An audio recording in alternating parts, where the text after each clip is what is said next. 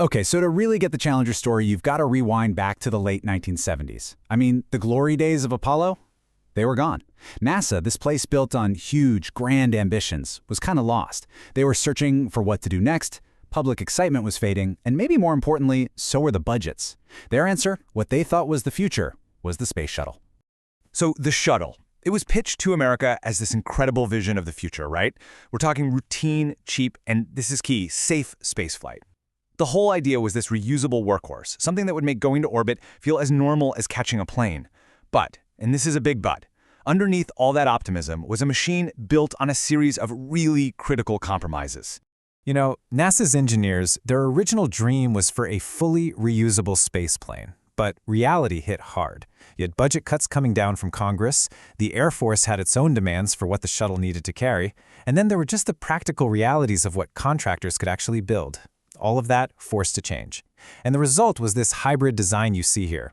And the key compromise, the one that would change everything, it was those two solid rocket boosters, the SRBs, bolted to the sides.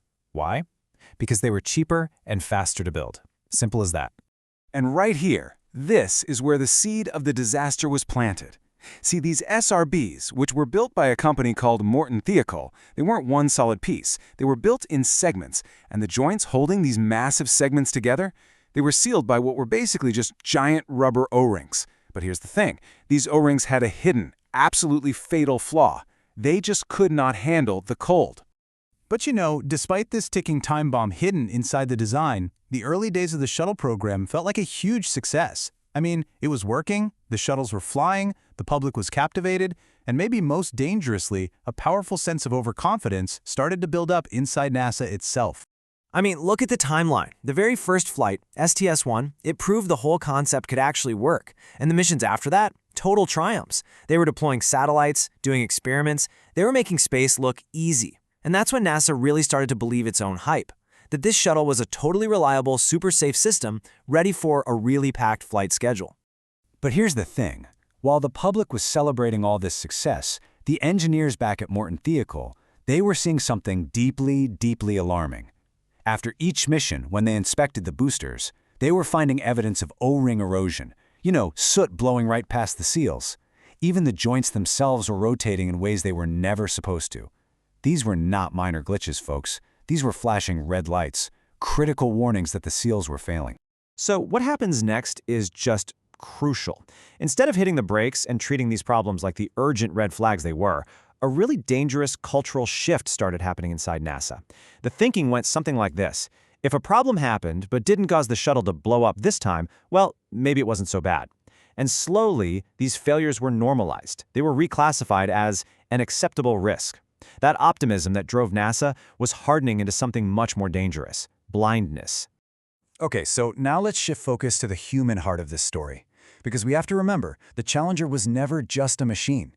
It was a vessel, and it was carrying the lives and the dreams of 7 truly remarkable people on mission STS-51L. You had the calm, cool leadership of Commander Dick Scobie, the sheer brilliance of physicist Ronald McNair, and of course, there was Krista McAuliffe, the first ever teacher in space. For millions of kids across the country, she was the mission. Every single person on that crew carried their own unique story of ambition and incredible courage. So as the launch date got closer and closer, this mission was just plagued by delays. But that was just the stuff you saw on the surface. Behind the scenes, a much, much more dangerous battle was brewing. It was a fight between cold, hard engineering reality and the immense, crushing pressure NASA was under to get that shuttle off the ground. And just look at all the pressures that were mounting. First, NASA had promised this wildly ambitious schedule, 15 launches a year.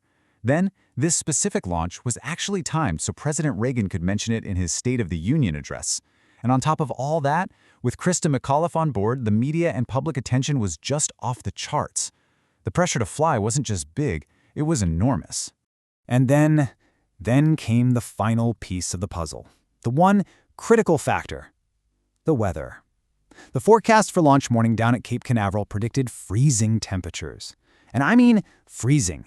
This was way, way colder than any previous shuttle launch.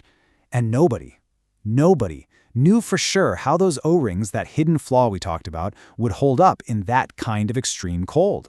So on the night before the launch, January 27th, 1986, the Thiokol engineers and NASA managers all get on this incredibly tense conference call. The engineers, guys like Roger Bojoli, they were practically pleading with them to postpone.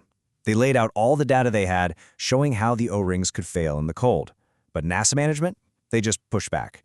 They questioned the data, they minimized the risks, and they kept hammering on the need to stay on schedule. And then it happened. That one infamous moment. A Thiokol manager turns to his own very concerned engineers and tells them to take off their engineering hats and put on their management hats. Think about what that means. It means stop thinking about the physics and start thinking about the schedule and the money. And under that incredible pressure, the engineers' recommendation was overruled.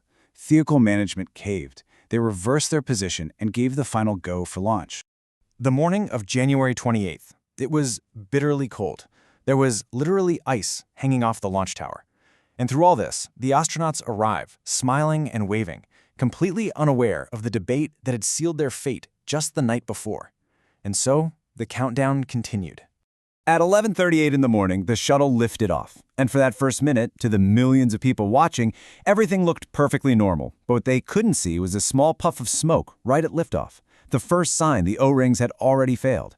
Then, at 73 seconds into the flight, a flame from that failing booster burned through the external tank. And in an instant, the shuttle was just engulfed in a massive fireball as it disintegrated high up in the sky. In the aftermath of all this, President Reagan put together what became known as the Rogers Commission to figure out what on earth went wrong.